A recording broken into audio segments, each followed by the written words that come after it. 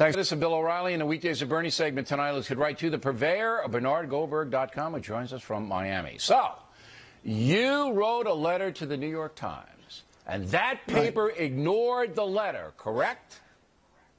Yes, but I want to make clear right from the jump, I'm not whining over that. It's their newspaper. They could ignore it. It's their paper. They could do whatever they want. Okay. But here's what happened. Let me set this up. How long ago was this? Okay. How long ago did you write it? Thanksgiving morning. Okay, Thanksgiving morning. And then you emailed it to them? Yes. Okay. You didn't hear anything back, right? I just got an auto reply that they received it. Okay, so you know they received it. All right, now what I want you to do is read the portion of the letter that you feel is important. We'll put the words on the screen. Go. Okay, so here's what the story was about. Story was about the things that Officer Darren Wilson in Ferguson could have done differently to de-escalate the situation that led to Michael Brown's death.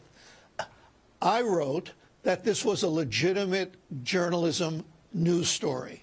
And what I said in the letter, in the beginning of the letter, was this is important journalism because if we followed the advice of the experts who had advice on how to de-emphasize and reduce the tensions, that might save the life of some young man in the future. So far, so good. And then I wrote, now Times editors might want to consider doing a story on what Michael Brown might have done differently, given how many needlessly provocative things he did that led to his demise. And then I said, that story might, if you decide to do it, also save some young man's life sometime in the future. Okay, so for whatever reason, the Times decided not to publish it. No harm, no foul, no problem.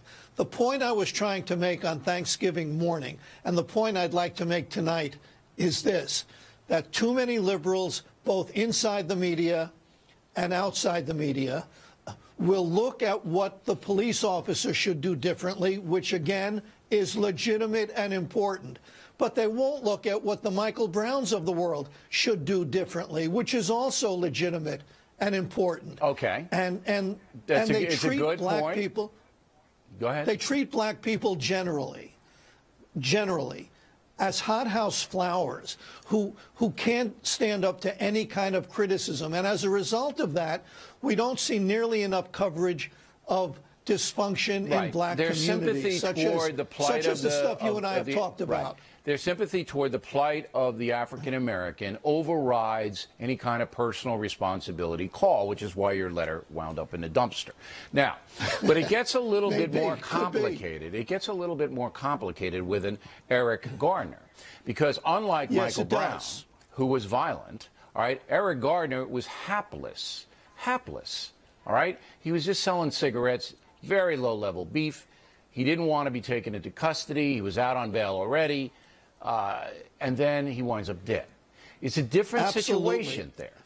Absolutely. Every word that I wrote in that letter had to do exclusively with Ferguson. I want to make very clear, and I'm glad you made this transition. I want to make very clear that nothing I'm saying here so far has anything to do with Staten Island, which, as far as I can see, is a completely different matter than what happened in Ferguson. If you were to write a letter to the New York Times about Eric Garner, because he should have complied with the police and put his hands behind his back and then gone in, and that's what he should have done. What would you say in the letter? I think I might say that, and it's something you said earlier in the program, I think I might say that there are too many conservatives who have a knee-jerk reaction to something like this. And I'm not one of them. What I saw on the video, and I don't know what happened, what testimony was given inside the secrecy of the grand jury, but what I saw and what everybody else saw on the video leads me to believe that this was a miscarriage of justice, that there should have been an indictment and it should have gone to trial. That's what I would have written. What the police apparently did in Staten Island is not what Michael Brown did to the officer. Michael Brown went after the officer. That's what the ballistics show. In this case, a guy was selling loose cigarettes. You think about this, it's perverse. A guy is selling loose cigarettes, and he winds up dead. Awful. That's wrong. Awful. That's and really I didn't, wrong. but what complicates it further, and I got to go, but I just want everybody to know where I stand on this. What complicates it further is I don't think the police had bad intent. I just think things got out of control. Bernie, thank you. Laura Ingraham on deck. Should the federal government get involved with the Eric Gardner case here in New York? Miss Laura, moments away.